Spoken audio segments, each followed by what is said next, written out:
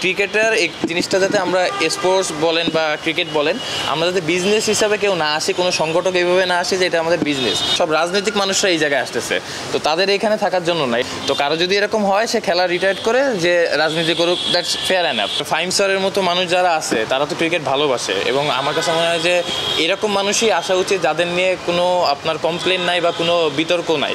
তো অবশ্যই আমার কাছে মনে হয় যে এরকম ভালো মানুষরা আসবে। ইভেনচুয়ালি আমি যেটা বলছি, এখন বোর্ডেও অনেক ভালো মানুষ আছে যারা হয়তো তাদের কাজ করার সুযোগ পায় নাই, বা ওই সুযোগটা মানে এত মানুষের ভিড়ে হয়তো ওই 4-5 জন মানুষের ভালো কাজের কোনো ভ্যালু গড়ে ওঠে নাই। বাট অবশ্যই তারাও হয়তো এরকম সুযোগ পেলে ভালো কাজ করবে। এবং যেটা আমি খুব ভালো করে বলতে চাই যে ক্রিকেটার এই জিনিসটা যাতে আমরা স্পোর্টস বলেন বা ক্রিকেট বলেন, আমরা যাতে বিজনেস হিসাবে কেউ না আসি, কোনো সংগঠক এইভাবে না আসি যে এটা আমাদের বিজনেস করার অনেক সেক্টর আছে।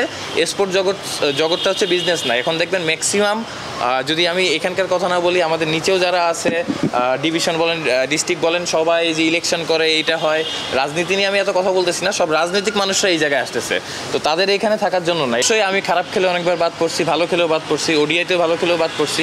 এইগুলো নিয়ে আমার কোশ্চেন নাই। এটা হয়তো বা টিমের ডিসিশন মেকিং, অনেক কিছুর কারণে অনেক কিছু আসতে পারে।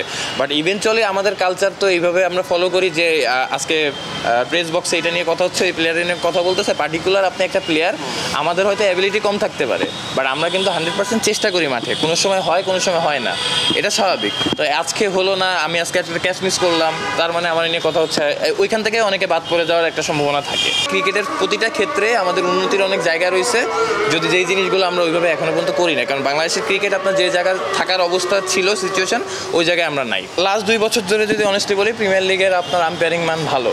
এর আগে তো আপনারাও জানেন যে কিছু জায়গায় আম্পায়ারিং নিয়ে কথা হতো, এবং যেটা লাস্ট 2 বছর ধরে অনেস্টলি যদি বলি, আম্পায়ারিংয়ের মানটা অনেক বেশি। আপনাদের ধন্যবাদ দিতে চাই, কারণ মিডিয়ার কারণে, আপনারা বলার কারণে অনেক বেশি একটা প্রপার জিনিসটা আসছে আমার কাছে। আমি যতটুকু জানি, হয়তো আপনারা আমার থেকে ভালো জানবেন, 2nd ডিভিশন 3rd ডিভিশন অবস্থায় এই জিনিসটা ক্যামেরাও থাকে না, এত মিডিয়াও থাকে না, ওই জায়গায় জিনিসগুলো অনেক কিছু হয়। তো এই জিনিসগুলো তার প্রসেসের ফল।